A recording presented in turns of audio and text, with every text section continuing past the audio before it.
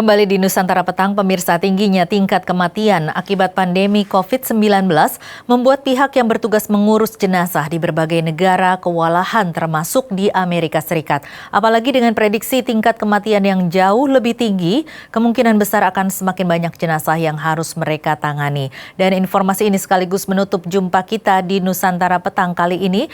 Jangan lewatkan Nusantara Malam pada pukul 22 waktu Indonesia Barat dan ikuti terus perkembangan terkini terutama mengenai COVID-19 ini di portal kami di nusantaratv.com. Saya Tasya Felder dan tim yang bertugas undur diri. Terima kasih, sampai jumpa. Mulai dari Tiongkok di awal pandemi, Iran, Italia, Spanyol hingga Brazil, Indonesia dan Amerika dengan pusat pandemi di New York, korban meninggal akibat pandemi COVID-19 terus berjatuhan.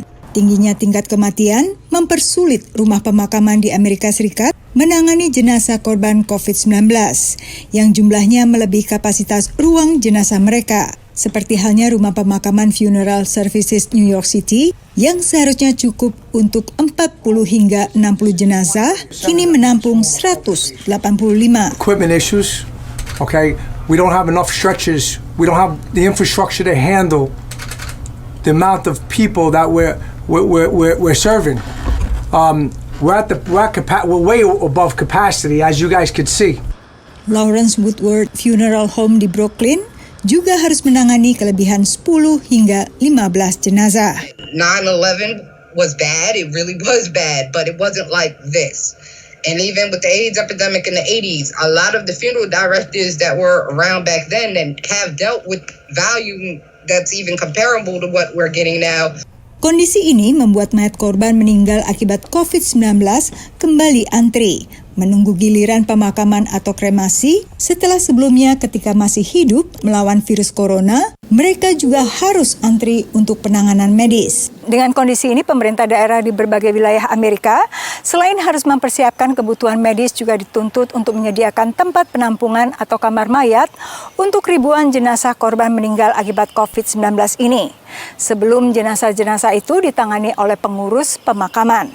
Bisa dipastikan jumlah jenazah yang harus ditangani akan bertambah banyak, terutama di 3 wilayah yakni Detroit, New York, dan Louisiana yang diperkirakan mencapai kurva kematian tertinggi dalam waktu 1 hingga 2 minggu ini.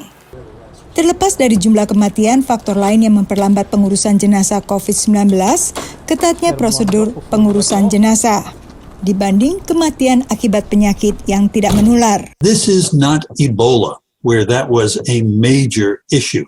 However, appropriate care should be taken with anyone who dies of COVID-19 infection. Begitu pula dengan proses pemakaman, mulai dari saat disemayamkan hingga saat dikuburkan, harus mengikuti ketentuan pembatasan sosial. Sedangkan bagi imigran yang ingin membawa dan menguburkan jenazah di negara masing-masing. Tapi bagi yang warga negara Indonesia, itu memang ada 2 opsi. Ada yang dimakamkan di sini, ada yang dibawa pulang. Cuma karena andai kan ada yang meninggal karena COVID-19, tentunya tidak semudah pada saat situasi normal. Bisa jadi penerbangan juga tidak akan berani untuk membawa jenazah yang positif COVID-19.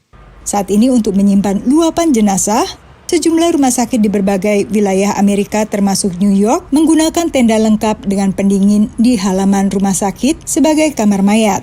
Sedangkan di rumah sakit Elmhurst yang terletak di Queens, salah satu wilayah dari kota New York yang mayoritas penduduknya adalah imigran dari berbagai negara termasuk Indonesia, memanfaatkan truk kontainer berpendingin sebagai kamar mayat. Dari Virginia dan New York, Yuni Salim dan Naratama, tim VOA.